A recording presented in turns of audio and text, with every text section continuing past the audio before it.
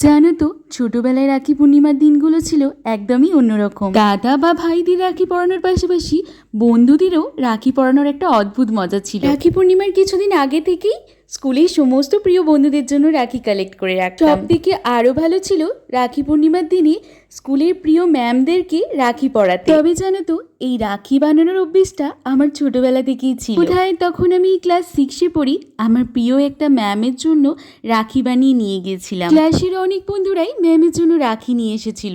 আমার বেশ ভয় লাগছিল যে আমার বানানো রাখিটা ম্যামের পছন্দ হবে কিনা। যখন ম্যাম জানলো যেটা আমি নিজের হাতে বানিয়েছি, ম্যাম অনেকটা খুশি হয়েছিল। আজ কিছু অর্ডারি রাখি বানানোর ছিল, এটা একটা দিদিভাই বানাতে দিয়েছিল। তো কেমন লেগেছে ডিজাইনগুলো অবশ্যই কমেন্ট করে জানিও। ছোটবেলার কিছু স্কুলের গল্প তোমাদেরকে শেয়ার করলাম। এখন ওই বাজে বিকেল 5:30 মতো, আর এখানে বর্মশাই দেখো আমার জন্য ভুট্টা নিয়ে এসেছে। তো চলো আজকের জন্য এখানেই, টাটা।